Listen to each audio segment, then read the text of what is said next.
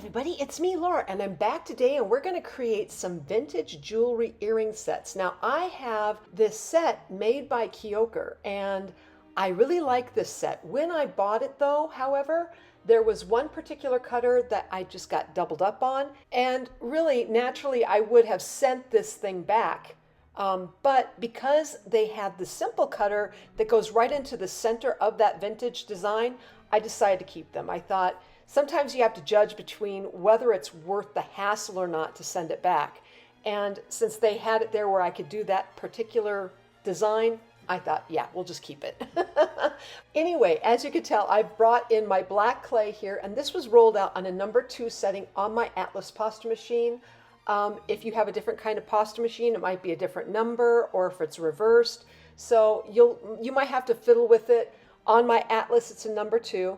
Anyway, I'm just lightly powdering this. You can use either baby powder or baking powder, to cut out your designs. Now, when you use the baking powder, or really in my case here, it was baby powder, when I'm cutting these out, make sure you dust the cutter and dust the clay. I like dusting the clay, right? Because this way then you're going to make sure that that cutter comes right off of your clay and it's not going to stick and it's not going to have residual clay on it. And that's important. You don't want to have a bunch of clay sticking to your cutter and it's just a mess, right? However, this being said, the problem with the powder for me is that, one, it can get messy. Okay, you can dust your powder down onto the clay like I had done here, and you can get up the nice design and everything. However, it does kind of get everywhere, right? It gets up in the air and everything else. And the other thing too is that once you're done, say you decide, okay, I like this design, I'm going to go ahead and bake it. Well, then you got to go ahead and wash it off, right? So right here, that's what I'm doing. I had to go in and wash off my clay just a little bit after it's baked, right? After it's baked, to make sure I got all the baby powder off. So this is one reason why, okay, I like the powder, but the problem is that I have to wash it off, and that's just one more step I have to go through to create this set of earrings. Now, after this has been baked, I'm coming in here with my Exacto knife and I'm cutting out any extra, dirty edges, you might say, on these frames. And it really does help a lot. You really need to go through and do this. And I've done this after it's been baked, because the way I was looking at this, I thought, if I take it up from the tile, if I pick the piece up or get the piece up off the tile, the problem is I'm going to still have to go in and use my Exacto knife or blade to cut off any edges. And to me, it's actually easier when it's on a stable surface like this, even though after it's been baked and it hasn't, come away from the tile. This works out really good. So keep that in mind. If you have some edges that are a little bit dirty after you've done cutting up or creating your frame, you could go ahead and leave it on the tile like that and use your blade or Exacto knife to take up any of those dirty edges. Once I have this all cut where the edges are all cleaned up and everything, I'm bringing in my paint markers, and I will leave a link in the description area to these particular markers, so if you want to use them, you can. I want to have you guys pay attention to what I'm doing here. I'm swiping the blue across here, but I got it into some of the deeper areas, and that was because I had my point too far down, okay? So every once in a while, I kind of got a little blue here and there. And if you want to just, color up the whole thing and you don't care about those little edges and you don't want your black or whatever to show through, this way will work wonderfully for that.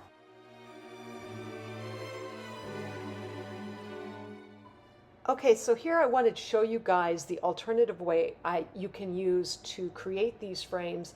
And I'm going to bring in my little water spray bottle, and I'm going to spray up my little cutter and then also spray the clay at the same time. So when I do this, whether I'm using powder or water, I like to spray the cutter and the clay.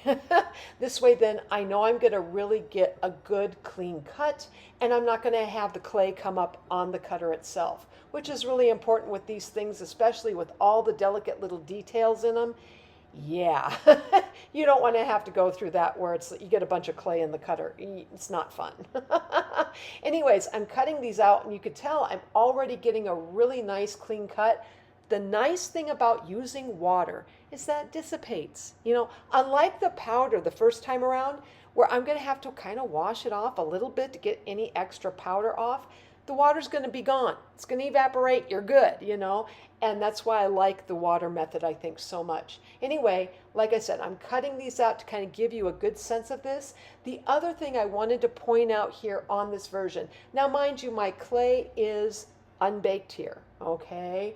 And you know, use a little, I don't care if it's a tissue or something to just dry off the clay if you want to kind of quickly dry it off without having to have all that extra water and waiting for it to dissipate. Just go ahead and dry it off just gently by dabbing the top of the clay there just slightly. Anyway, I do bring in one of my markers here, and I wanted to show you how you really need to apply these markers where if you really want that nice indent on the cutter, and I'm using my blue one right there, you're going to swipe very gently. And I had to almost put my hand at the end of the marker and very much on the side of the marker, let it gently glide across the clay. This way then it's not going to go into the indented areas and you'll get a nice clean look. Now, I will say this was done on unbaked clay. So you can do this on unbaked clay as well. So the other part, the other version was done with actually baked clay. This was done with unbaked clay. And really, it's how you use the tool. Like I said, I'm gently swiping on the sides. It takes a little bit to get that inner ring on the frame, but eventually I'm able to cover all the raised areas.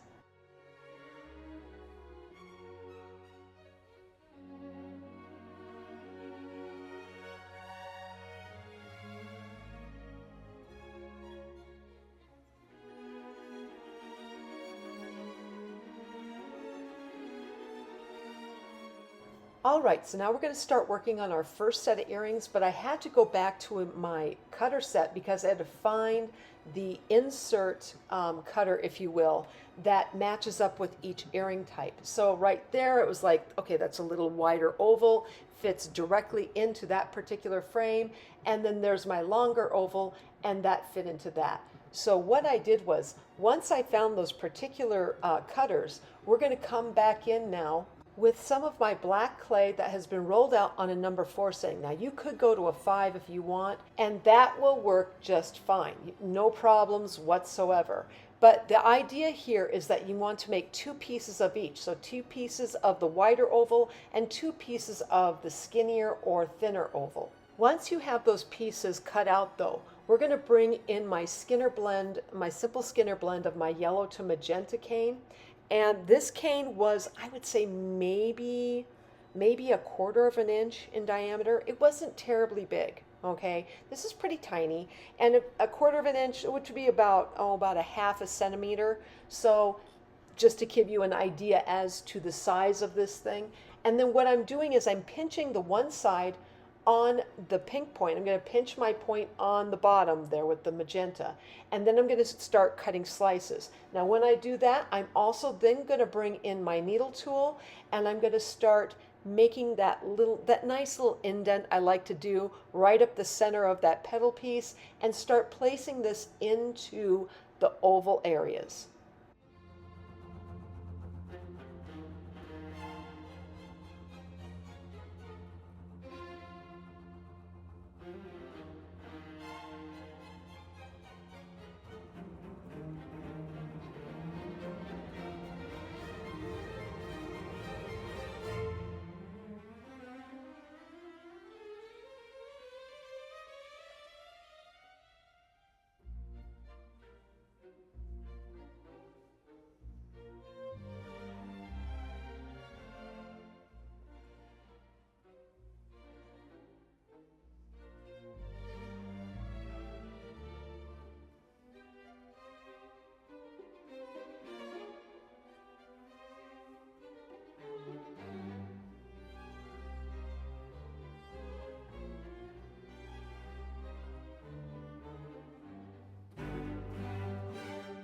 Now, as I was moving along on this thing, I really liked the design, but I wanted it to conform to the vintage frame.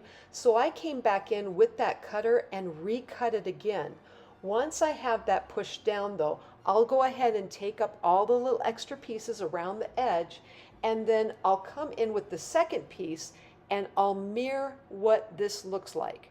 So I'll bring in that leaf cane that I have off to the side, and if you're worried, not a problem. I will go ahead and leave a link to the leaf cane in the description area, so if you want to go check out my video on that, you can, so you know what I'm doing there.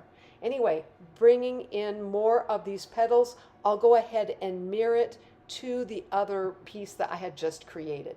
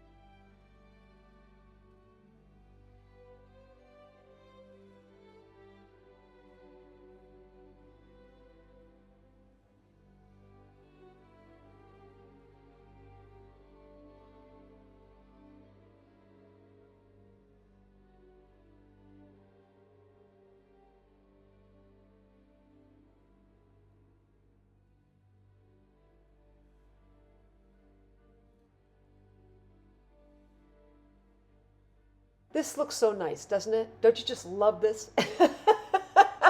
Here's the thing. I am never just completely satisfied with it.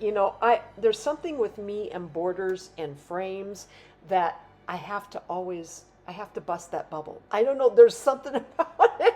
I can't just stay within the lines. I was never good at staying in well, no, I am good at it, but in this case and in a lot of cases, no. I like to play with my edges. So I'm bringing in some more of those leaves, and I'm going to have this conform around to the edge of this thing. I couldn't help it. I just had to do it, and I do this on a lot of my work. If you don't like to do that and you just like it where it's nice and clean cut like I got here before I did this, go ahead and keep it that way. But I decided I wanted to go ahead and let it just go off the frame a little bit, just kind of break that barrier, if you will. I don't know. I like that idea of just like, yeah, let's go outside the lines. Anyway, so I'm going to just let you guys watch my hands talk here from now on so that you can kind of see how I finish up this first set of earrings.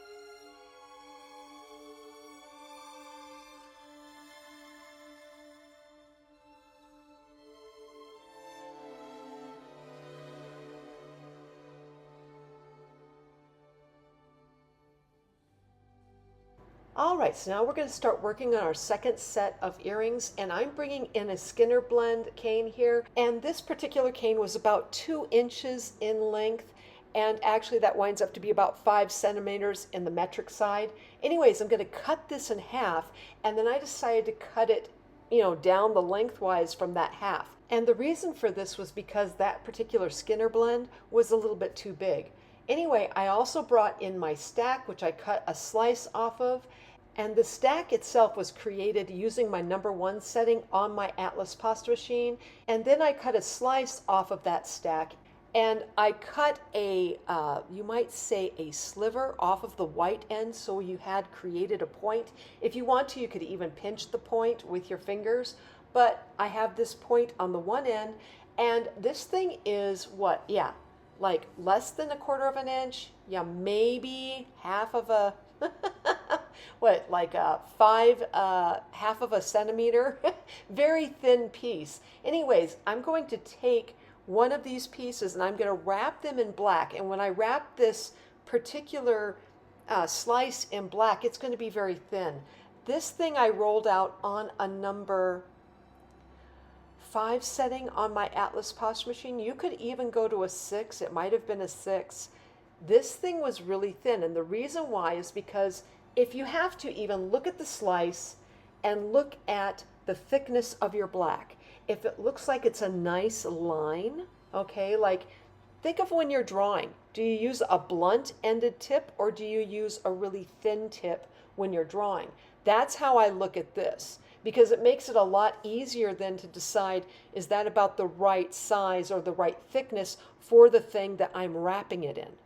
I don't know, that's just how I look at it. So I wrap it put it on the one side, wrap it around to the other, cut off the end, and then you go ahead and you look at that thing, and I'm like, I like the line, but it might be a little bit too big. You put it up against that Skinner blend and see, okay, how big is that? If it's too big, that's when you have to reduce a little bit. So I pinch the point, I make sure I've got a nice pinched point, and then I start to stretch it. I even might use my acrylic roller to go ahead and roll it just a little bit to kind of lengthen it out, pull it, stretch it until I get it sized down to the point of where this thing will finally be able to fit into our Skinner blend and look like it's about the right size for it. So I'm cutting the Skinner blend in half. I'm bringing in my little checkered stamen and I'm going to place that right in the middle, and I like to put it where it might go into the yellow but not all the way through, and then I'll bring in the other side, make sure it's lined up all the way from end to end, and then I'll make sure it's sandwiched in between. So I'll do that, and then I'll bring in another piece of black clay that has been rolled out probably on a 4 or 5 setting. Again, it depends upon how much of a thin line I want on the outside. And then I'll take that, wrap this entire thing. And when I wrapped it, I thought this was really interesting.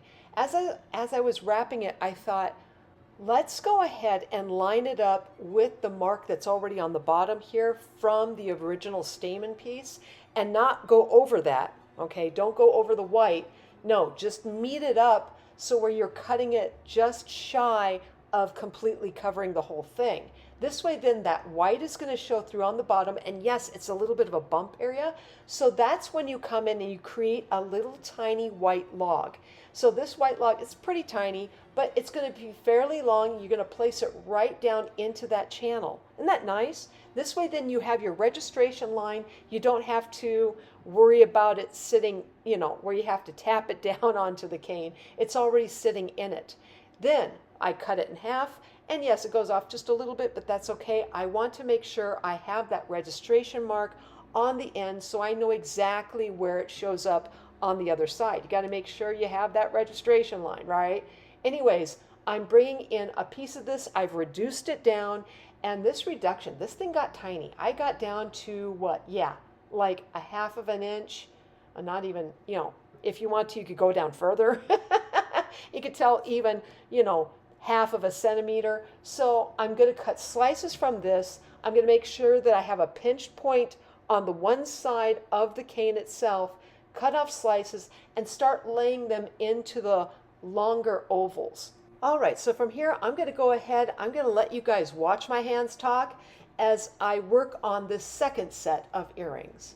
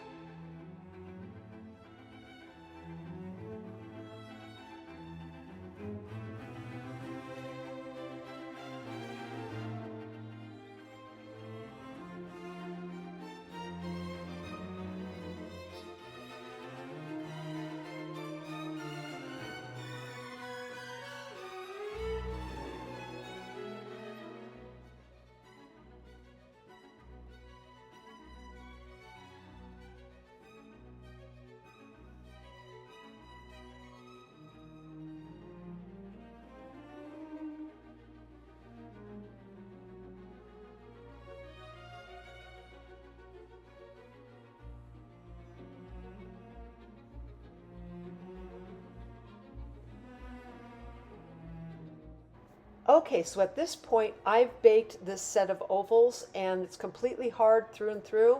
And then I'm going to bring in my Exacto knife, clean off the edges.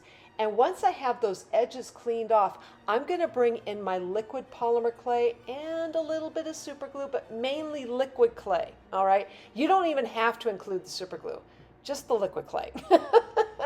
And what we're going to do is we're going to take a little bit of liquid clay. I see how I almost got that wrong. Yeah, liquid clay, and I'm going to place some of that on the back side of these pieces. Once I have a little bit of this liquid clay put on the back side, we're going to attach them in then to the original frame that we had cut up and that we had painted with our little metallic markers. So I'm placing this right in the center. You could use a dab of super glue. What can I say? I love my super glue. But you don't have to. You could go strictly with the liquid clay. It's truly up to you. And place it right in the center. And then once you have that done, I like to go and bake it at 275 degrees for about 7 to 10 minutes for me. Check where you live though. It'll probably be a longer baking time. And I'll do it to the second piece as well. Once I have this set put together, I decided to look at the second set that I had created, and let's go ahead and add in that liquid clay to them and then place them into their frames. Again, you're going to take these, you'll bake them in your oven at 275 degrees. For me, it's 7 to 10 minutes, but for you, it might be longer. Just check your climate where you live. That makes a huge difference. And then once these are baked, I'm going to bring in my paint markers one more time. So my acrylic paint markers that I had started with, yes, we're going to bring those back in, and what we're going to do is we're going to run it right along the sides of both sets of these earrings. The nice thing about doing this now is you won't have to do it later, and it becomes more problematic because once we get this painted in, and it's not a problem, this can go back in the oven, which you will be doing, but you're going to run this along. It's a nice edge. You give it a nice edge. It looks clean. It looks great, crisp, all good. And then when you get this painted all the way around on both sets, then you can go ahead and look at this more where you finish it up completely. So I'm bringing in my black clay one more time. It's been rolled out on a number 4 setting on my Atlas pasta machine. Bringing in my silver eye pen, create that little hook, place that at the top of my clay there, right at the edge where the little loop goes over the clay there and sitting out, and then you've got it on the black with the hook. You bring in your earring piece that it's going to become and then place in a little bit of that liquid clay and a little bit of super glue. Now this is where I definitely like to use the super glue because it will anchor it to the unbaked clay, and then I can go ahead and trace it around. Now I know many of you are like, yeah, why don't you use the cutter? The thing is, if I use the cutter, and I've had this happen to me, if I use the cutter, one, I can't get it where you get a clean cut all the way down because I got to anchor in that eye pin.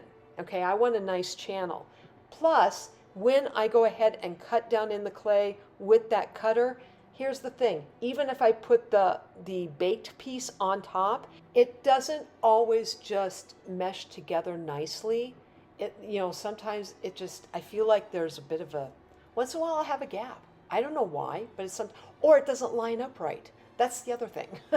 So to me, it's just so much easier to take my needle tool, trace it around, because the clay on the bottom is nice and movable, likes to move a little bit, so it'll conform to whatever surface you've got going on. Once I have all 4 pieces placed down onto my black clay, I'm then going to rebake all of this at 275 degrees for about 7 to 10 minutes. And then after it's cooled off, I'm going to bring in my little rhinestones, my little pointed back rhinestones, a little bit of super glue, glue those into my little black dotted areas, and then add in my jewelry findings. And then from there, I also bring in my varnish. I like to use my water-based varnish, especially on the metallic painted areas, just to give it a nice coating. And sometimes I'll even go over my clay. I don't necessarily like to all the time, but give it a little shine, why not? And just enjoy it, right? Anyway, from here, I'm going to go ahead and let you guys watch my hands talk as I finish up both sets of earrings.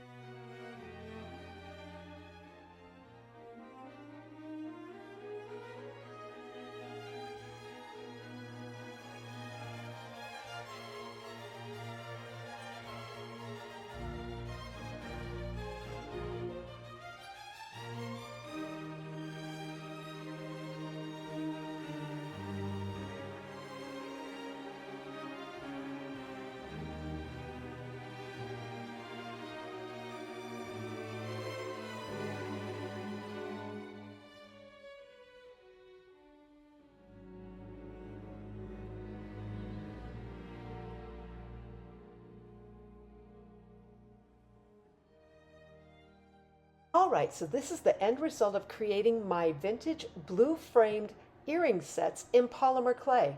Please use this for study and reference. And if you like this video, please bop the like button and subscribe and leave me a comment. I'm always wondering what you're thinking.